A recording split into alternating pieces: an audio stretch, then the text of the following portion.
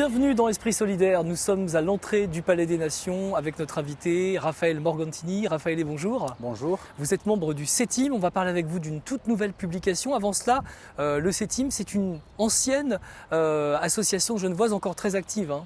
Oui, le CETIM, le Centre Europe Tiers-Monde, a été fondé en 1970. Nous sommes une organisation un peu spéciale, presque unique, j'oserais dire, dans le sens où nous sommes à la fois un centre de recherche et d'action sur les relations Nord-Sud pour la promotion de la solidarité internationale, mais aussi une maison d'édition et une organisation active à l'ONU pour la promotion des droits économiques, sociaux et culturels, le droit au développement en particulier. Et nous jouons un rôle d'interface pour accompagner et relayer les revendications des mouvements sociaux dans les instances internationales. Alors, les locaux du CETIM sont situés dans le quartier des Paquis. On verra ça dans un reportage dans quelques instants. Si on est ici au Palais des Nations, c'est parce que c'est un endroit dans lequel vous travaillez également. Vous êtes en fait le porte-parole de cette ONG ? Oui, en fait, je suis le représentant du CETIM au sein des Nations Unies et plus en particulier du Conseil des droits de l'homme qui siège ici à Genève. Alors vous en parliez, le CETIM, une des grandes activités, l'édition. Il y a, je crois, plus de 150 publications à l'actif du CETIM. La toute nouvelle s'appelle Les Lendemains Solidaires. Nous, ça résonne bien avec l'émission qui s'appelle Esprit Solidaire. Oui. C'est quoi les Lendemains Solidaires ? Nous avons besoin de débats de fond sur l'avenir de nos sociétés, de notre monde. Et c'est justement la raison pour laquelle on a décidé de se lancer dans ce projet qui était en fait prévu et souhaité depuis longtemps par notre organisation. Alors, l'objectif essentiel de cette revue est de participer au débat sur les questions de mal-développement et essayer humblement de contribuer à la création d'un savoir critique qui est nécessaire aujourd'hui dans toutes les dynamiques pour changer le monde. Alors on va voir comment justement cette revue Les Lendemains Solidaires est conçue, comment ça se fabrique en coulisses, comment vous la préparez, et puis on se retrouve juste après. Dans le quartier des Paquis, le Centre Europe Tiers-Monde occupe un discret bureau. Bonjour, bienvenue. Depuis 1970, le CETIM a publié des dizaines de publications et de livres.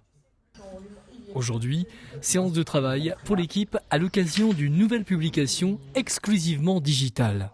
Vraiment, Lendemain Solidaire, c'est une revue qui veut vulgariser, rendre accessible au plus grand nombre des thématiques extrêmement parfois compliquées, qui touchent le développement et le mal-développement. On a 3 formes de contribution et c'est ça l'originalité. 1, ce sont des gens qui sont vraiment des mouvements sociaux, du terrain, qui sont en lutte et savent de quoi ils parlent. 2, des académiciens, académiciennes, mais on vulgarise le propos pour qu'il soit accessible. Et 3, ce sont des personnes qui sont experts des mécanismes de l'ONU comme des hauts rapporteurs. Par cette revue-là, on essaye en tout cas de toucher donc à la fois des peuples, des citoyens, mais pas seulement, aussi des académiciens, des institutions où des décisions se prennent. La revue digitale Lendemain Solidaire prône un autre développement et entend ouvrir le débat. Le premier numéro était consacré aux systèmes alimentaires. Cette publication se dispense d'un rédacteur en chef et tout se décide en comité, l'important étant de donner le point de vue de ceux que l'on entend peu dans les médias. Les représentants des mouvements sociaux sur le terrain, sur différents continents, pour apporter un éclairage, disons, du point de vue du Sud. Du bureau des Paquis au Palais des Nations, il n'y a qu'un pas et le CETIM compte sur ses relais auprès des institutions internationales. Notre action et les efforts qu'on développe à l'ONU ne restent pas confinés à cette enceinte, mais peuvent avoir un impact réel sur le terrain où les violations se passent. Une revue, c'est aussi une mise en page et les illustrations sont réalisées en partie au Venezuela. Nous aimons beaucoup le travail et l'approche du CETIM, car bien qu'il soit à Genève et qu'il travaille de très près, par exemple avec les Nations Unies, il a toujours l'œil sur les luttes d'en bas, sur les luttes des travailleurs, des paysans, des peuples indigènes. Le travail éditorial est l'affaire de l'équipe d'encadrement qui reçoit les articles, les révise et nous envoie toutes ses contributions.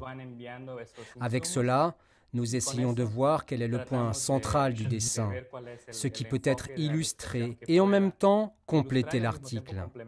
Nous donnons quelques indications aux illustrateurs, mais nous leur laissons une certaine liberté. Les gens peuvent s'abonner directement sur le site lendemainsolidaire.org. Elle paraît 3 fois par année et ça coûte que 20 francs ou 20 €. Et certains articles sont accessibles en libre accès.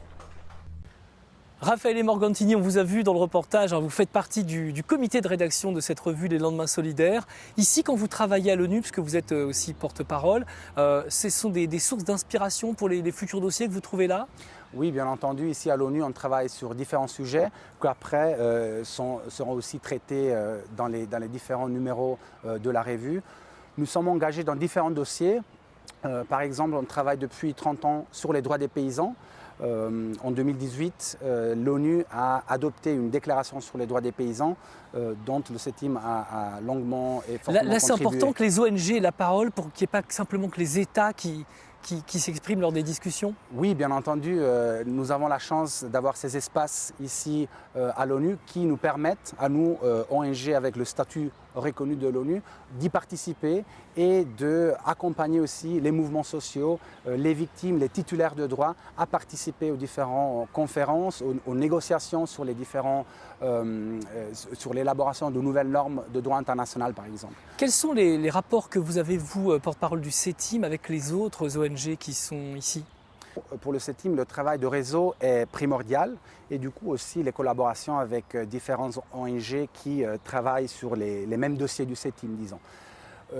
Néanmoins, le CETIM privilégie toujours le travail avec les mouvements sociaux. Pourquoi? Essentiellement parce que pour nous, les mouvements sociaux sont les acteurs sur le devant de la scène, là où les violations des droits humains se passent, là où la lutte sociale se développe. C'est la raison pour laquelle on privilégie l'action avec les mouvements sociaux plus qu'avec les ONG. Et on voit comment une association genevoise peut ici se faire entendre parmi les autres ONG ici au Palais des Nations. Merci beaucoup Raphaël Morgantini d'avoir été avec nous. Je rappelle, les Lendemains Solidaires, on peut s'abonner sur le site internet du CETIM. Hein. Oui, c'est exact et j'invite vraiment toute personne qui s'intéresse et est sensible à ce genre de débat à s'inscrire et à participer au débat. Merci beaucoup d'avoir été avec nous dans Esprit Solidaire.